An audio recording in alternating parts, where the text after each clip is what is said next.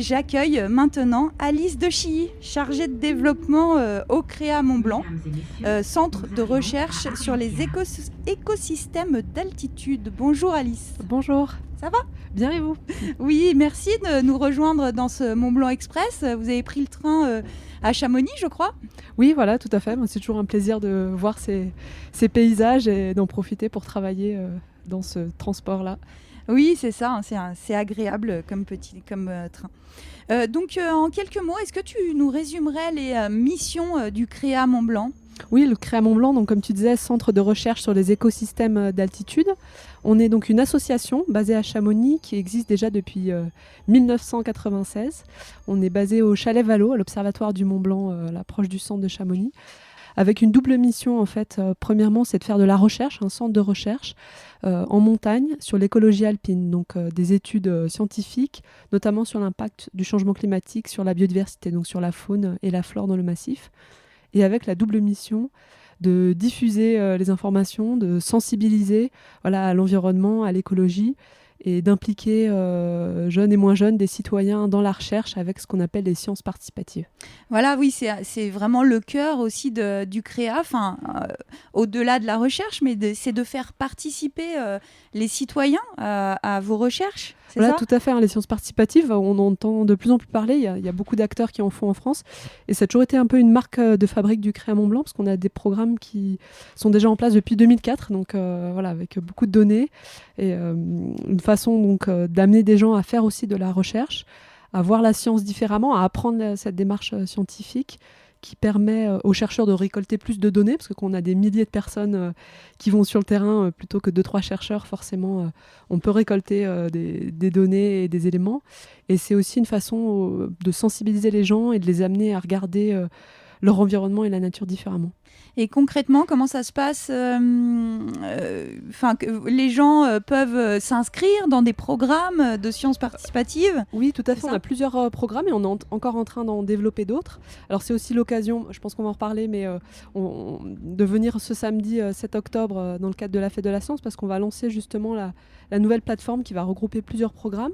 Certains qui sont plus... Spot. On pourrait en parler peut-être tout à l'heure, mais certains qui sont plus engageants, où on a des nécessités, par exemple le programme Phénoclim, d'aller entre guillemets suivre nos arbres chaque semaine au printemps pour voir le débourrement, c'est-à-dire l'apparition des bourgeons, ou également à l'automne. Et il y a des programmes qui sont plus opportunistes, où ça peut être juste de voir un arbre une seule fois, ou alors de certaines espèces, certaines faunes de repérer. Donc aussi bien sur le terrain, à distance, pour les naturalistes comme pour les débutants. Donc, d'accord. Donc, les citoyens viennent au CREA remettre leurs observations.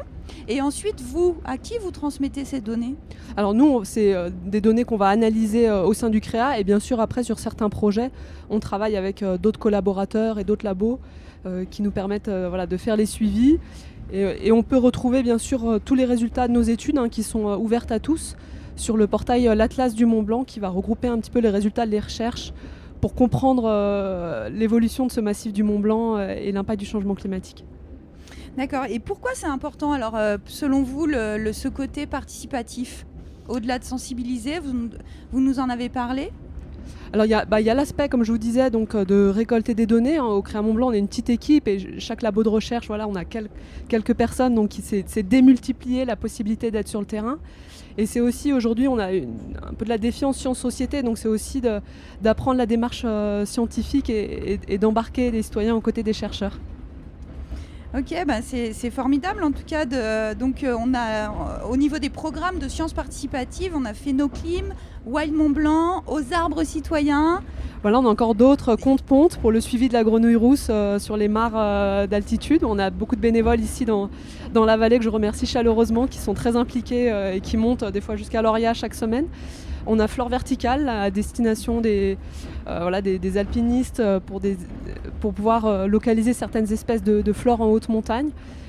Phénoclim que vous citiez, qui est un programme qui a déjà quasiment 20 ans. Donc je suis toujours en compagnie de Alice de Chilly, nous parlons du Créa Mont-Blanc.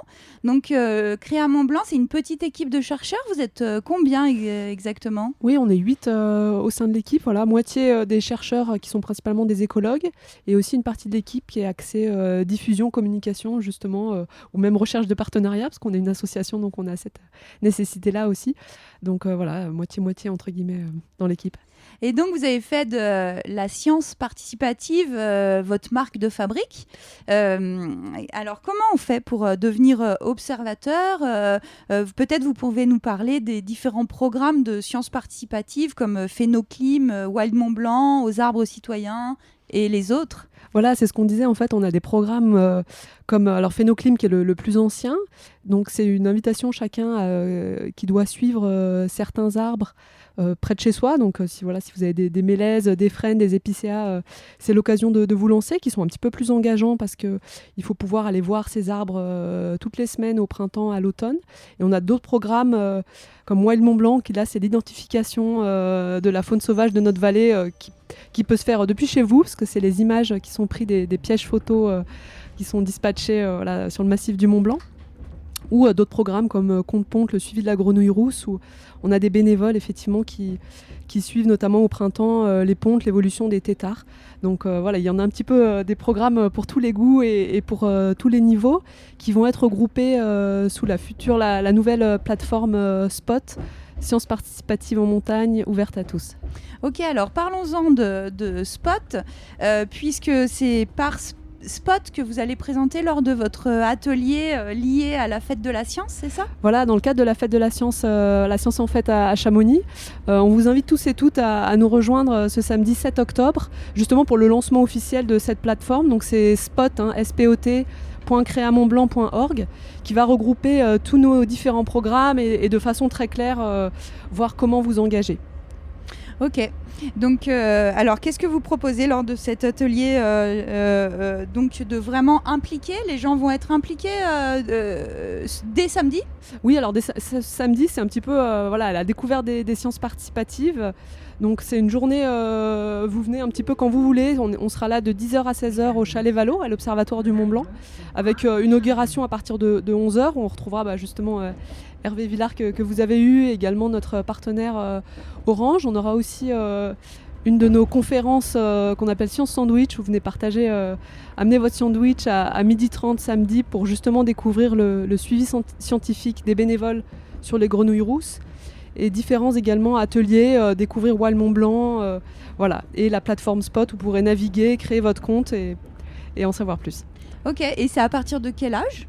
C'est ouvert à tous, on va dire, c'est pas forcément à destination des plus petits, mais n'hésitez pas à venir en famille, des 8-10 ans, les enfants sont toujours intéressés par la faune et la flore. D'accord. Donc tout le monde, tous les personnes intéressées aux glaciers, aux grenouilles rousses, aux arbres, c'est vraiment ouvert à tous ceux qui ont envie de regarder finalement notre territoire et puis de renseigner. Oui, c'est ça, je pense qu'on a tous un peu ici quand même cette passion de la montagne. On est tous conscients qu'on vit quand même dans un environnement qui est fragile et qu'on n'est pas seul, qu'on a la flore et la faune autour de nous. Donc on vous invite ce samedi, c'est aussi l'occasion même de découvrir juste l'association, de discuter entre gens passionnés et motivés et de voir effectivement si vous avez envie de vous impliquer plus avec les sciences participatives.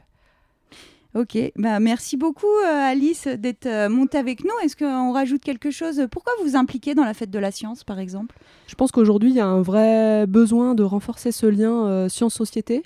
C'est aussi pour ça que le Créa Mont-Blanc a été fondé. C'est justement un peu de casser cette image du chercheur avec des lunettes dans son labo. Là on a des chercheurs qui sont sur le terrain, on est dans un laboratoire extérieur qui est extraordinaire et il faut être au contact de la société pour pas être enfermé et pour pouvoir continuer à sensibiliser et diffuser davantage. Oui, puis c'est indispensable justement cette sensibilisation. J'ai appris ce matin que c'était quand même 2023 est une année extrêmement chaude. Enfin, je ne l'ai pas appris ce matin, hein. Oui, je l'ai vécu comme tout le monde, mais c'est vrai qu'avec on est presque à 1,5 degré quoi. Oui, c'est ça, je pense qu'il y a aujourd'hui des enjeux, tout le monde en prend conscience et on se sent souvent aussi impuissant, on a tous besoin d'agir et d'être sur le terrain. Et les sciences participatives, comme d'autres choses, ça peut être aussi un moyen de se sentir utile. Oui, tout à fait, d'apporter sa petite pièce, comme sa petite pierre, comme le colibri. Merci beaucoup Alice d'être venue au micro de Globule Radio. Oui. Merci à vous de nous avoir reçus et puis on vous attend tous samedi. Alors samedi pour l'atelier au Créa, faire de la science participative en montagne, ça vous dit. C'est donc samedi 7 octobre. Samedi 7, voilà, à partir de 10h. À partir de 10h, vous pouvez vivre un petit peu être immergé dans le quotidien des salariés du Créa en fait, hein, c'est ça aussi des chercheurs. Oui, c'est ça, et c'est aussi découvrir le chalet Valo. On a tout un projet de rénovation de cet observatoire, donc c'est aussi redécouvrir ce lieu, le jardin et les activités du Créa. Merci. Merci à vous.